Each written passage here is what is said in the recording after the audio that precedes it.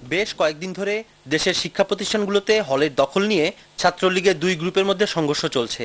রাজশাহী বিশ্ববিদ্যালয়, ঢাকা বিশ্ববিদ্যালয় এবং সর্বশেষ জাহাঙ্গীরনগর বিশ্ববিদ্যালয়ে ছাত্রলীগের দুই গ্রুপের মধ্যে সংঘর্ষ বাদ যায়নি ঢাকা মেডিকেল কলেজেও। এরকম এক পরিস্থিতিতে ছাত্রলীগের এহেন আচরণে মূল দল আওয়ামী লীগ উদ্বেগ প্রকাশ করেছে।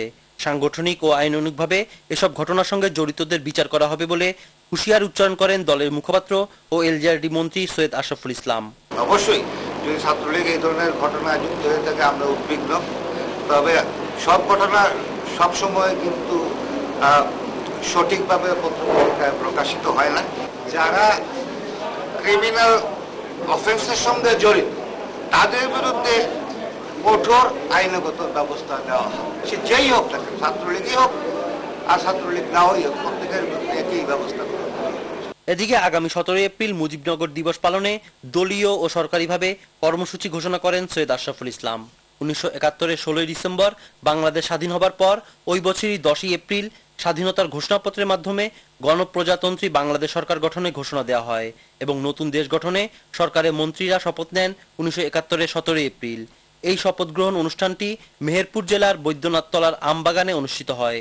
পরে এলাকাটিকে মুজিবনগর হিসেবে নামকরণ করা হয়। সেই থেকে আওয়ামী লীগ 1971-এর 17 এপ্রিল মুজিবনগর দিবস হিসেবে পালন করে আসছে।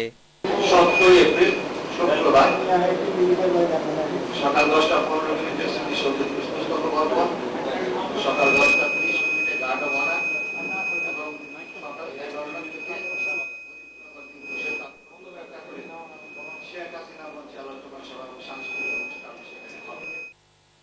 রিদন করিম, ইসলামিক টেলিভিশন, ঢাকা। ছাত্রলীগের দু গ্রুপের সংঘর্ষের জের ধরে শনিবার আবারও উত্তপ্ত হয়ে উঠেছে জাহাঙ্গীরনগর বিশ্ববিদ্যালয় ক্যাম্পাস। এ সময় বিশ্ববিদ্যালয় শাখার বিলুপ্ত কমিটির সাংগঠনিক সম্পাদককে মারধর করে হল থেকে বের করে দেওয়া হয়েছে। এদিকে একই দিনে জগন্নাথ বিশ্ববিদ্যালয় ছাত্রলীগের দু গ্রুপের সংঘর্ষে আহত হয়েছে কমপক্ষে 15 জন। এ সময় ব্যাপক ধাওয়া, পাল্টা ধাওয়া ও ভাঙচুরের ঘটনা ঘটে।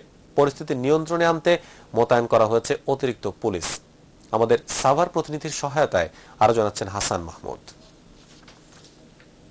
রাজশাহী বিশ্ববিদ্যালয়, জাহাঙ্গীরনগর বিশ্ববিদ্যালয়, ঢাকা মেডিকেল কলেজ সহ সাম্প্রতিক সময়ে ছাত্রলীগের দু গ্রুপের কোন্দল নিয়ে দলটির অভিভাবক সংগঠন, আওয়ামী লীগ নেতৃবৃন্দ এবং খোদ সরকারও উদ্বিগ্ন ও বিব্রত।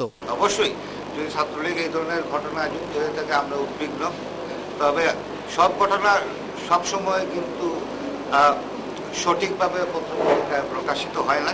এই মুহূর্তে কিছু কিছু ছাত্রদের কিছু কিছু কর্মকাণ্ড আমাদেরকে বিব্রত করছে। মহাজোট সরকার ক্ষমতা গ্রহণের পর বিভিন্ন শিক্ষা প্রতিষ্ঠানে ছাত্রলীগের দু গ্রুপের মধ্যে ছোট বড় সংঘর্ষের ঘটনা ঘটেই চলেছে।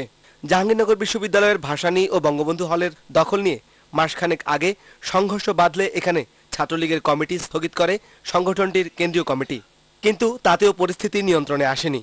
সবশেষ শুক্রবার মীর মোশাররফ হলের নিয়ন্ত্রণ নিয়ে রিগান পলাশ ও অয়ন গ্রুপের মধ্যে সংঘর্ষে 10 জন আহত হয়।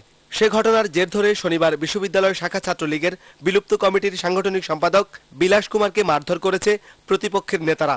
এতে করে আবারও উত্তপ্ত হয়ে উঠেছে জাহাঙ্গীরনগর বিশ্ববিদ্যালয় ক্যাম্পাস। শুক্রবারের ঘটনায় বিশ্ববিদ্যালয়ের বাংলা বিভাগের আহত ছাত্র তন্ময় সাভার থানায় মামলা দায়ের করেছে। এতে ছাত্রলীগ নেতা জিয়ান হোসেনকে প্রধান করে 20 নেতাকর্মীকে আসামি করা হয়েছে। এদিকে একই দিন জগন্নাথ বিশ্ববিদ্যালয়ে ছাত্রলীগের দুপক্ষের সংঘর্ষে আহত হয়েছে কমপক্ষে 15 জন।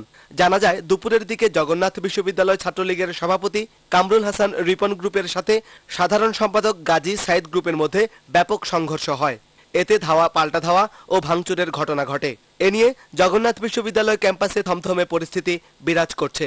মোতায়েন করা হয়েছে বিপুল সংখ্যক police. Hasan Mahmud, Islamic television, Dhaka.